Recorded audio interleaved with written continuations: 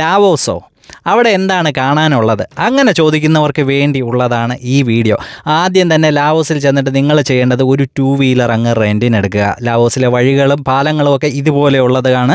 അപ്പോൾ നിങ്ങൾക്ക് നല്ലോണം ഡ്രൈവിംഗ് വശമുണ്ടായിരിക്കണം, എങ്കിലേ ഇതെല്ലാം നല്ല രീതിയിൽ ആരോഗ്യകരമായിട്ട് നിങ്ങൾക്ക് ആസ്വദിക്കാൻ പറ്റും.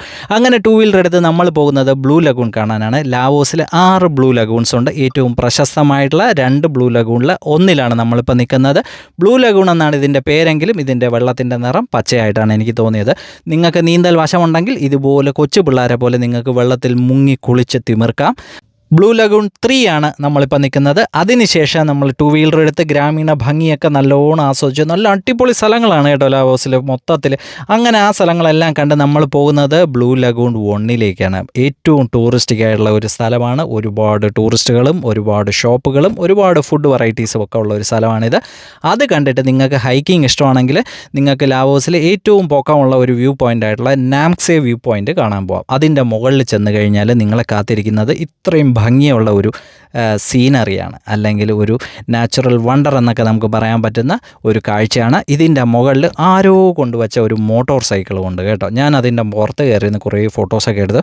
അതിനുശേഷം ഒരു ഈഫൽ ടവറിൻ്റെ അത്രയും പൊക്കമുള്ള ഒരു ബനാന സ്മൂത്തിയും കുടിച്ചുകൊണ്ട് നമുക്ക് പോകാനുള്ളത് ലാവോസിലെ അടുത്ത വ്യൂ പോയിൻറ്റിലേക്കാണ്. ലാവോസിലെ ട്രാൻസ്പോർട്ടേഷൻ എന്ന് പറഞ്ഞു കഴിഞ്ഞാൽ ഒരുപാട് അഡ്വാൻസ്ഡ് ആണ്. ലാവോ ചൈന റെയിൽവേ, ചൈനയുടെ സഹായത്തോടു കൂടി നിർമ്മിച്ച ലാവോസിലെ സ്പീഡ് ബുള്ളറ്റ് ട്രെയിനാണ് ഈ ലാവോ ചൈന റെയിൽവേ എന്ന് പറയുന്നത്. ഇതിൽ കയറി കഴിഞ്ഞാൽ നമുക്ക് ലാവോസിൽ എവിടെ വേണോ പോകാൻ പറ്റും ഈസി ആയിട്ട്. അങ്ങനെ നമ്മൾ പോകുന്നത് ലാവോസിലെ സാധാരണക്കാരുടെ ഒരു മാർക്കറ്റിലേക്കാണ്. നിങ്ങൾക്ക് നാട്ടിൽ കൊണ്ടുവരാനായിട്ട് ഒരുപാട് സോവിനിയേഴ്സൊക്കെ വളരെ ചീപ്പ് റേറ്റിൽ വാങ്ങണമെന്നുണ്ടെങ്കിൽ ഈ മാർക്കറ്റിൽ വരിക, അല്ലെങ്കിൽ ലാവോസിലെ ഏതെങ്കിലും മാർക്കറ്റിൽ പോയാൽ മതി. ഇതുപോലുള്ള കരകൗശല വസ്തുക്കളും തുണി ഐറ്റംസും എല്ലാം നിങ്ങൾക്ക് വാങ്ങാൻ പറ്റും.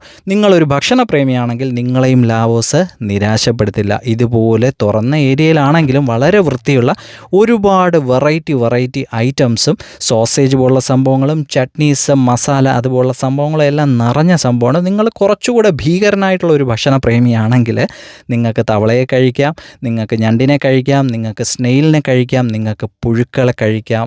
ഇതുപോലെ ബാർബക്യൂ ചെയ്ത് വെച്ച് കിടത്തേക്കുന്ന പോലത്തെ പുഴുക്കളെ നിങ്ങൾക്ക് കഴിക്കാം. ഈ പുഴുക്കൾ നല്ല തിമിർത്തിരിക്കുകയാണ്, അതിനെ പൊരിച്ച് നമ്മുടെ കയ്യിൽ ഇങ്ങ് തരും. അല്ലെങ്കിൽ നിങ്ങൾക്ക് ഇതുപോലെ തവള ഉള്ള ഐറ്റംസൊക്കെ കഴിക്കാം.